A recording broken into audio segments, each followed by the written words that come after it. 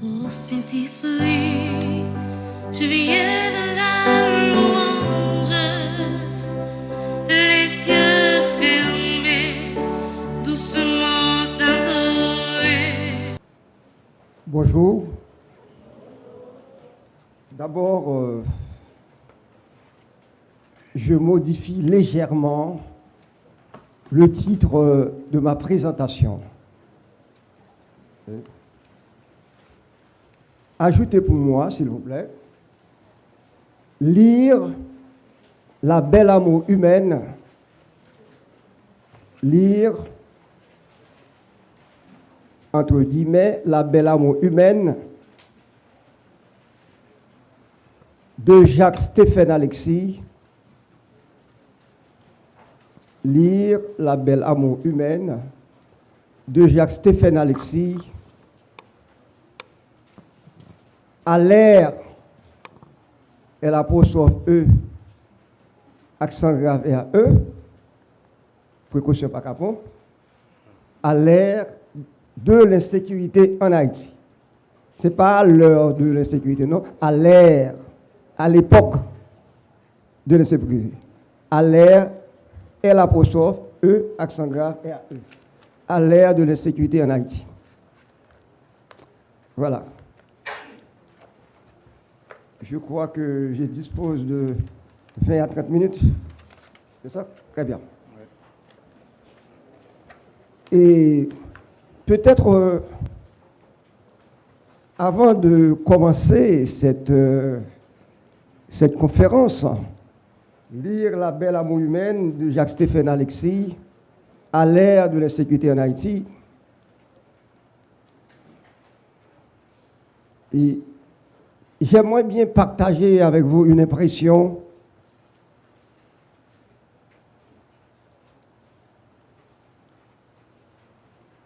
en franchissant les portes de l'hôtel ce matin. Je crois que ça fait partie aussi de mon exposé. Qu'est-ce que j'ai senti? Ce à quoi je pense en me trouvant en ce moment devant vous. Oui, dans la vie, il n'y a pas que la raison. L'émotion, l'affectivité a aussi sa place dans la vie.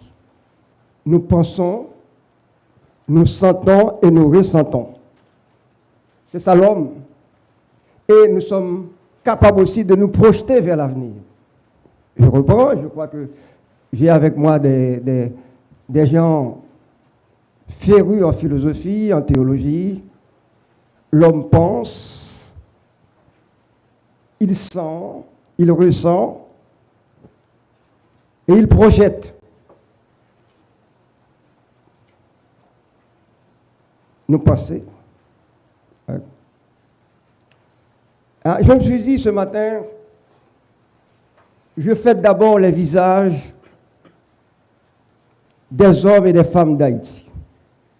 Je fais d'abord les visages des jeunes garçons et des jeunes filles qui sont dans cette salle.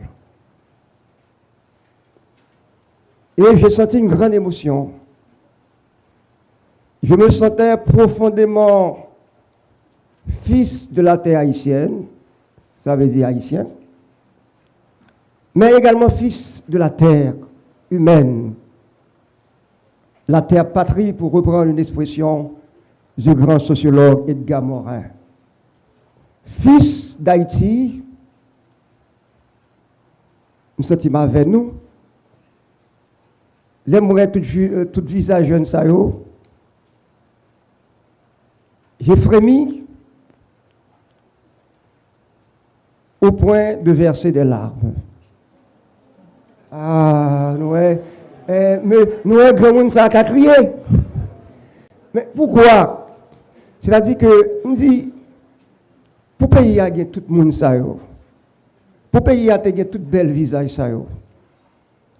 Les regarder jeunes visages, ça yo. Toute qualité, ça yo. Toute valeur, ça yo. Mais qui ça nous besoin plus pour transformer le pays. Ça. Qui ça nous besoin plus? Comme c'est croyant en nous, qui ça peut demander bon Dieu plus? Hey, je m'adresse à un public croyant. Vous êtes des chrétiens, puisque c'est l'université, c'est la pastorale universitaire de l'Église catholique qui nous convoque. Dit, qui ça pour demander bon Dieu plus encore? Tout visage ça, toute tête ça. Dit le cerveau des Haïtiens, le cerveau, que ne pas qu'à ouais.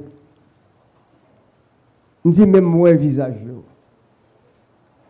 Je répète, des garçons et des filles.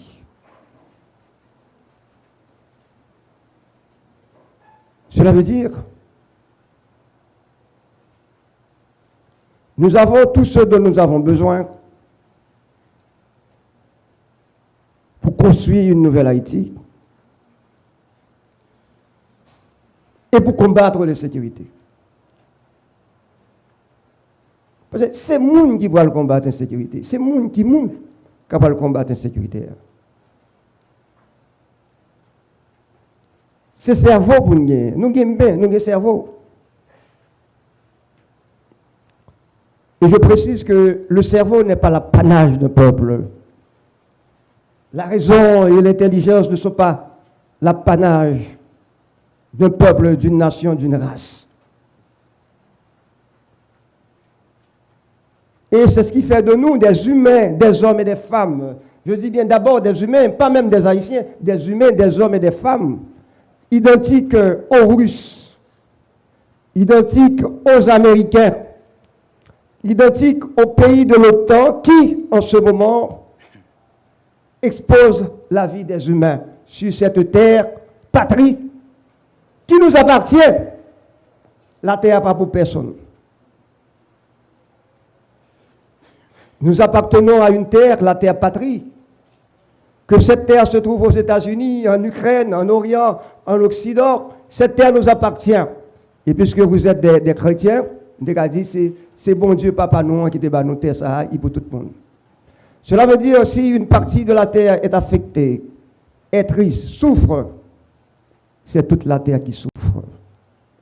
Si une partie également de notre terre, de ce coin de terre qu'on appelle Haïti, est affectée, souffre lamentablement, aujourd'hui, c'est tout le monde qui devait être mobilisé, qui devait être interpellé pour changer le visage de ce pays, Haïti. Parce qu'il n'y a que des humains. Il n'y a que des humains. Nous sommes des humains, hommes, femmes, blancs, noirs, grimaud, grimelle, négresse, etc., blanches, toutes. Nous sommes des humains. J'ai voulu partir de cette vision anthropologique de l'homme, l'unité de l'homme, et peut-être pour dire en même temps que l'homme est à la fois raison et violence. Écrivez ça pour moi, s'il vous plaît. L'homme est à la fois raison et violence.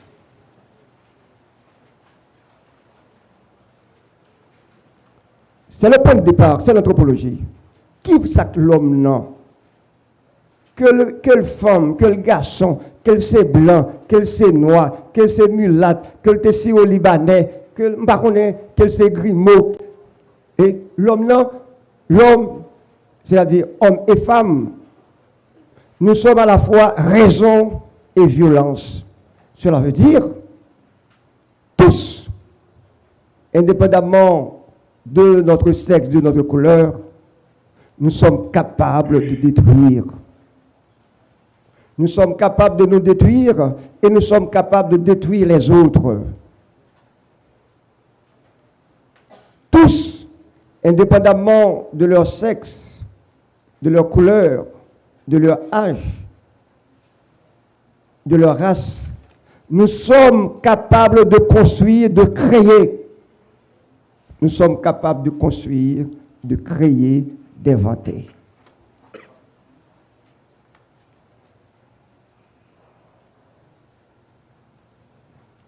Mais qui ça, chers amis, qui marque fabrique mon nom?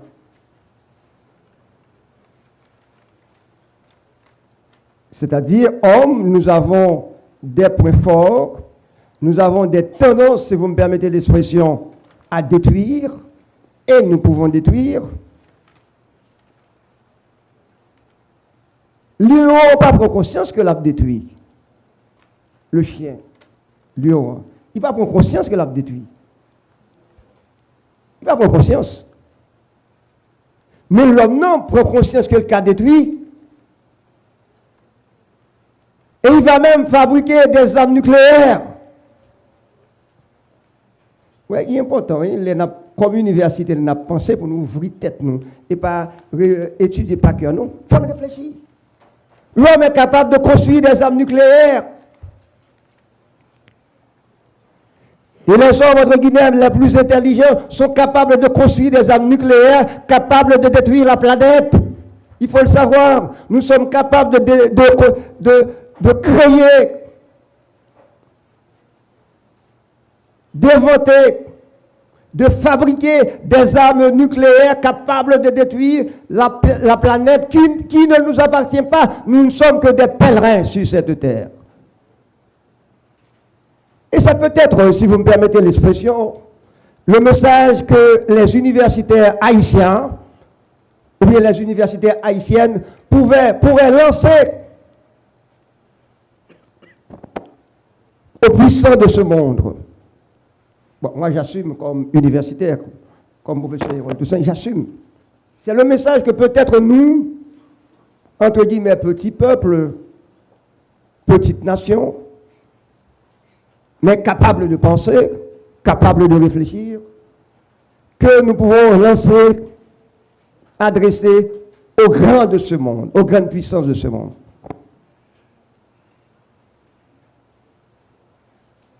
Il faut comprendre ça, oui, même si nous avons étudié médecine, génie, toute autre bagaille, l'homme, il a construit tout ça capable pour détruire la planète là. Même l'homme qui a construit de très belles cathédrales, musées, des chefs-d'œuvre, toutes bagailles sont belles, qui belles en dedans, dans le monde. L'homme, il est capable de construire. Il est capable de transformer, l'homme est même capable de faire cesser la misère ici et ailleurs. S'ils acceptent de prendre des mesures nécessaires, radicales, pour éradiquer l'injustice, l'exploitation des uns par les autres. Il est capable. Donc je reprends la question entre l'homme et raison et violence. Or, justement, c'est pourquoi le dialogue, le débat, des compromis, des négociations sont possibles et nécessaires, parce que ces hommes sont capables de produire des actes violents, de sombrer dans la violence, de sombrer dans l'insécurité.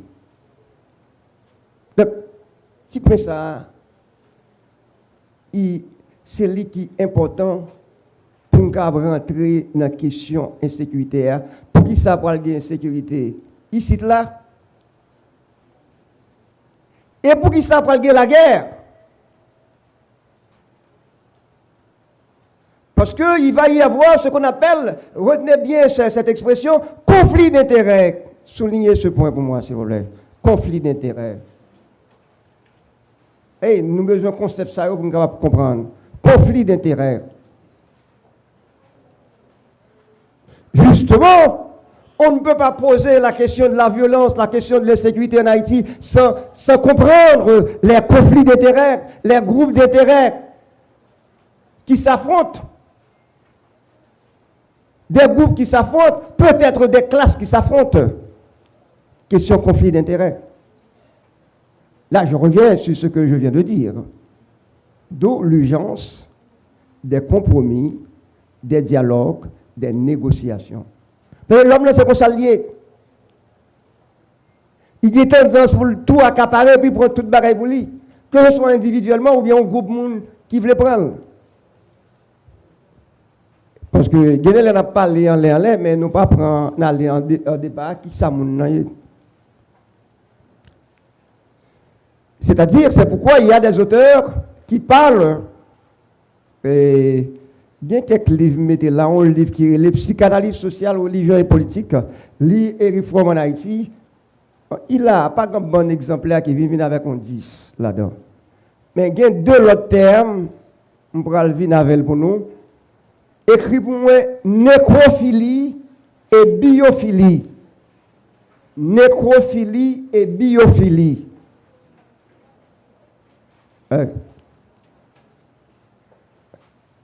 Pour nécrophilie et biophilie. Ok? Biophilie, tout le monde, nous avons ces deux tendances en nous. Même de parler de violence et raison, nous avons des tendances biophiles et des tendances nécrophiles. Ça veut dire quoi concrètement? L'homme biophile ou bien la femme biophile, nous avons bios là-dedans, la vie. Un homme biophile ou bien une femme biophile, c'est un homme, une femme qui aime la vie, qui est passionné de la vie, qui est capable de s'émerveiller devant un lever ou bien un coucher de soleil, qui est capable de vibrer, qui est capable d'être compatissant. Parce que j'ai l'impression que quand bon monde qui vient tout même bloc qui semble décarré les mêmes. Bloc glace. Ils sont indifférents à la souffrance humaine. Ils sont indifférents. Elles sont indifférentes à la souffrance humaine. Ces gens qui sont indifférents, ces hommes et ces femmes qui sont indifférents à la souffrance humaine, ce sont des nécrophiles. C'est-à-dire qui aiment la mort. Qui aiment la mort et qui applaudissent la mort. Qui se sentent à l'aise devant des cadavres, devant la saleté, la malpropreté des hommes nécrophiles. Et catholiques, c'est chrétiens, etc. Bon, maintenant, de toute façon, on voit dans ses écrits un certain souffle. Il n'est pas chrétien, mais dans ses écrits, on voit l'influence de l'éducation chrétienne qu'il a reçue chez les frères de Saint-Louis. Bon. Mais un si beau texte, La belle amour humaine, hein, où on commence par violence et sécurité, pour me tourner dans le texte là-bas. Et là, il va faire l'apologie d'une grande forme d'humanisme. Jacques-Séphane Alexis. Dans ce texte, puisque ça répond bien au thème de ce congrès, il parle de la responsabilité des intellectuels. Jacques-Séphane Alexis. Il dit intellectuel là, c'est pas tête là, l'intelligence seulement, non. Il dit intellectuel là, il faut le tenir compte de son cœur, de son affectivité, de sa sensibilité. Hein, oui, justement. Donc, on me demande de conclure, je prends 1 minute, ça va? Très bien. Oui. Donc, maintenant, ce texte, dans le contexte insécurité là, je vous demande à le lire. J'ai demandé au père Frandy de faire la photocopie de ce texte pour vous. Si vous ne l'avez pas aujourd'hui, mais probablement demain, vous l'aurez, je vais insister. Mais je vais quand même lire les premières phrases de ce... Je crois l'avoir avec moi. Vous ne l'avez pas? On devait mettre ça dans votre dossier. Bon. C'est pas grave. Mais je vais vous lire. Et écoutez bien, chers amis. Heureuse année à mon ami l'homme. Heureuse année à ceux qui te cherchent, qui se cherchent et ne se trouvent pas encore. Vous l'avez? Oui. Oh mon Dieu, dans ce cas-là, je vais vous demander de faire un peu de théâtre avec moi. On va lire ça ensemble, les 450 voix. Allez-y. 1, 2, 3.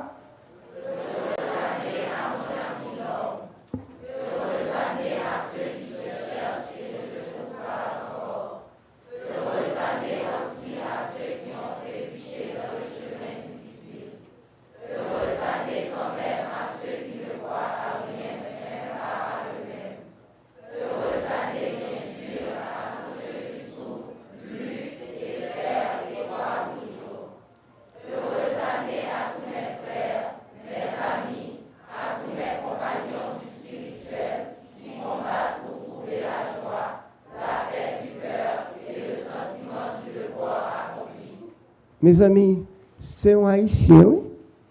Il y a une petite terre d'Haïti, il y a un monde qui fait dans la ville Gonaïve, oui, qui écrit bel texte que le bal. Ce texte est adressé à tous les hommes de la terre, pas seulement aux Haïtiens. Et pour finir, enfin, je vais lire un petit texte de votre professeur Hérold Toussaint. Ça, c'est le texte que m'écrit, un petit texte écrit dans le but de provoquer intelligemment les chrétiens d'Haïti. Je reprends. Et ce texte coûte 500 gouttes, mais vous l'aurez à 250 gouttes. Signer mon pour faire n'a fait cadeau. Je ne vais pas signer là pour tout le monde. Mais n'a bien la 250 gouttes, 50% de réduction. Ça s'appelle Poème prière pour les jeunes du XXIe siècle. C'est préfacé par le père Godefroy Midi, un jésuite. Et il y a une postface d'un jésuite français, un ami à moi. Donc, texte c'est texte pour les gens qui croient, puis on pas croire en l'air, puis on gagne 2 pieds sous terre, que me fait texte ça. Un petit texte que je relais, biographie d'un révolutionnaire, et vous avez lu pour moi, maintenant je vais lire pour vous. Biographie d'un révolutionnaire, mais vous n'avez pas ce livre encore. Je vais lire ce que j'ai écrit. Au niveau, comme Monseigneur Harris l'avait bien dit, mais au niveau de pratique, qu'est-ce qu'on doit faire? Là, je ne vais pas dire que vous n'avez pas non, nous allons voir qui samedi. Biographie d'un révolutionnaire. Et je termine et je passe la parole à mon collègue, professeur Vaval. Biographie d'un révolutionnaire. Toi, qui ne cherches pas à détruire et empoisonner l'existence des autres, toi qui, par tes moindres gestes, encourages tes copains à cultiver une pensée libératrice, à mes yeux, tu es un révolutionnaire. Toi qui n'as pas peur de te laisser illuminer par les étincelles de l'infini qui danse en toi, toi qui, par l'exercice de la liberté, assume aussi le risque de te tromper, à mes yeux, tu es un révolutionnaire.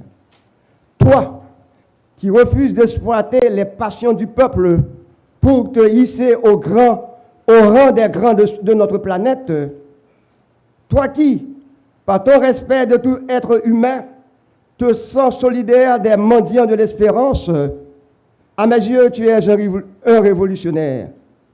Toi, qui laisse grandir dans ta vie la passion de la vérité à la suite des martyrs de l'amour.